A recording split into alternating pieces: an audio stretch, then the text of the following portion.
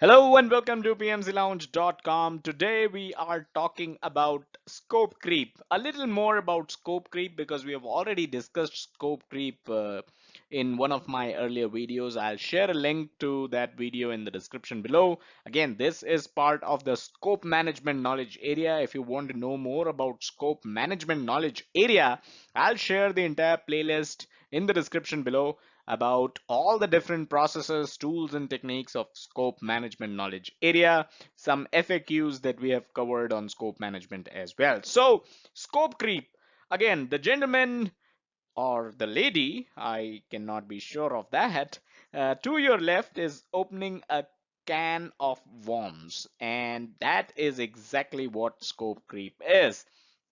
So, what causes scope creep and what how can you prevent scope creep? So that is what we are going to cover in this video. Like I said, we have already discussed scope creep, but just to recap a bit, in the next slide, I'll give you the definition of scope creep. So let's get started.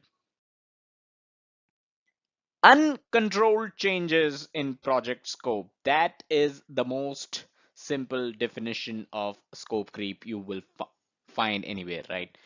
Uncontrolled changes. Uncontrolled signifies that you make a change without proper assessment, and from there on, that leads to another change and another change and yet another change. And when you realize it, you are making a lot of changes just because you made one change which was not properly assessed.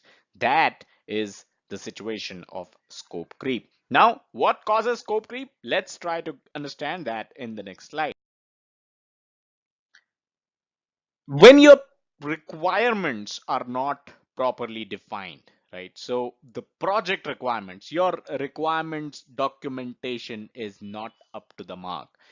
You have to have requirements that are properly defined, that are complete, that are not ambiguous, right? Everybody from the coder to the tester and everyone in the loop understands each and every single requirement. By the way, requirement traceability metrics is one of the documents that you can refer to, which is basically used for this purpose. And we have done a video on that as well. I'll share a link to requirement traceability metrics a video in the description below. You can check that out. Another cause of scope creep is that requirements are not documented. So you have defined the requirements, you have had a call, you have had multiple calls with multiple stakeholders, but and you have cleared your requirements, right? The requirements are defined now, but they are not documented. Your requirements documentation again is not up to the mark.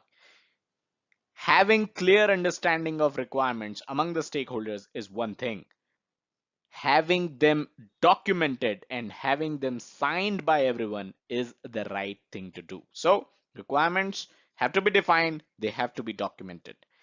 Changes aren't controlled. So we just talked about in the previous slide what causes scope creep, right? In the definition of scope creep, the word mentioned was uncontrolled. So if you employ change management correctly, if you make sure every single change, no matter how small it seems, no matter how trivial it seems, every single change, if it goes through the change management process, and the change management process has to be proper for that to begin with, right? So if your change management process is up to the mark and every single change goes through the change management process, your changes will be controlled. You will be acting in a controlled environment.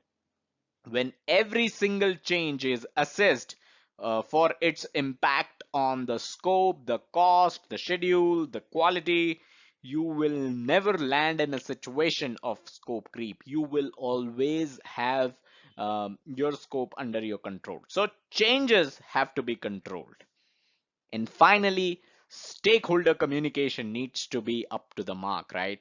You communicate something to, let's say, one of the key stakeholders of the project, and they understand something totally different, right? Whatever you, it's like Chinese whispers, right? If you have heard of that term before. So communication, and I think uh, one of the best quotes that I've read on communication, I think it's by George Bernard Shaw, and he says that the problem with communication is the assumption that it has taken place. So don't assume that the communication has taken place. What is assume? Assume makes an ass out of you and me, right? So do not assume. Communication has to be crystal clear. Don't assume that communication has taken place. It is both ways. You need to get sign off on certain documents, certain requirements. You need to have sign off on the project scope.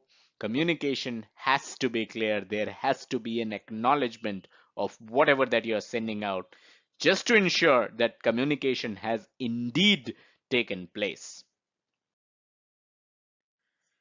What are the prevention that you can employ for scope creep? What can you do? Well, basically opposite of what we just discussed, right? The causes. If you correct your causes, you can prevent the scope creep for sure, right? So well-defined project goals and sticking to them is the uh, first way to prevent scope creep, right? One of the basic things that you need to do to be able to prevent scope creep. A project has certain goals, right?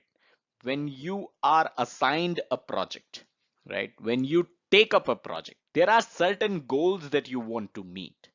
You have to stick to those goals, right? You cannot let changes come in and uncontrolled changes come in that lead to scope creep, which might totally unbalance, the kind of goals that you were trying to achieve, right? So let's say if you are trying to build a bridge across the river, halfway through the project a change comes into the place, right? A change comes into the picture, and you end up making a boat that allows people to cross the river, right? Instead of the bridge, you ended up with a boat. That is one of the best examples I could think of when it comes to scope creep, right? So you have to make sure that the goals of your project, right? The goal of your project, if it is to construct a bridge, you have to stick to that goal and you have to construct a bridge. You cannot, build a boat and then, you know, tell people that it serves the same purpose. It helps you cross the river, right? That's not the intent. You have to have clearly defined project goals and you have to stick to them. Define scope in as much details as possible, like right, like we just discussed in the previous slide, right? Scope of the project, the requirements have to be defined in as much details as possible. There should not be any chance of ambiguity, right? Any scope of ambiguity in your project scope should not be there, right? Uh, so that's one of the ways you can prevent scope creep. Document scope exclusions and assumptions. Again, we talked about assumptions. We said how assuming something means when you assume, you're making an ass out of you and me. Don't do that. You have to document what is in the scope. That's fine. You have to document that in as much details as possible. But try and document what is not in the scope. So when you're constructing a bridge, you can mention in the footnotes that the scope of this project is to construct a bridge. There is an exclusion, right? The goal is to allow people, right, to give a platform for people to cross the river. But the exclusion here is that we are not building a boat that serves the same purpose, right? We are not doing that. We are constructing a bridge, and boat is an exclusion of this project, right? So you have to define what the exclusions are. Now, you don't have to spend 100 years to write the exclusions, right? The exclusion for in this project, right, in this case, one of the exclusion could be we are not going to construct a building. That is again an exclusion, right? You're constructing a bridge, you're not constructing a building, you're not constructing a boat. You don't have to spend 100 years to write the exclusions, but at a higher level, right? You can mention certain risky items that you think could come in handy whenever required. So exclusions should be documented.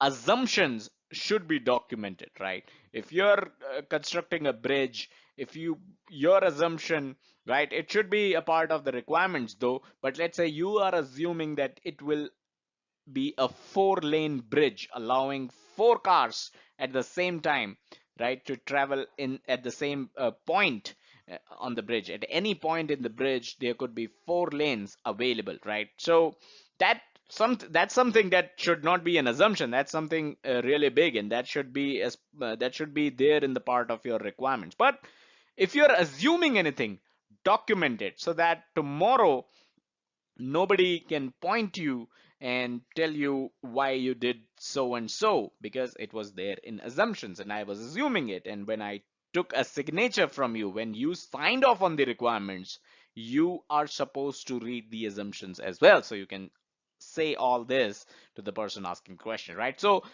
document exclusions and assumptions as much as possible, but again, don't spend 100 years on documenting these items. Finally, educate the project team about scope creep, right?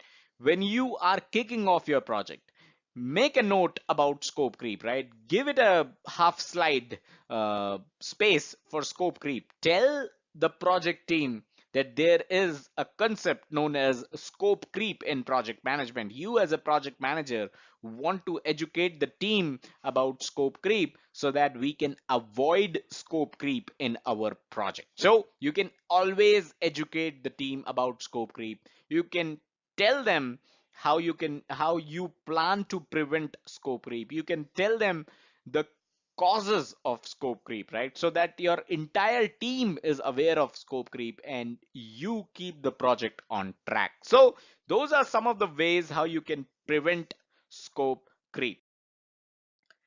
That's all that we had in this video. Do hit the like button if you like the video, share the knowledge, and comment if you have any questions, if you have any doubts, if you want to ask anything. Feel free to comment, leave a comment below. Subscribe to this YouTube channel if you haven't done so already, youtube.com/PMC Lounge.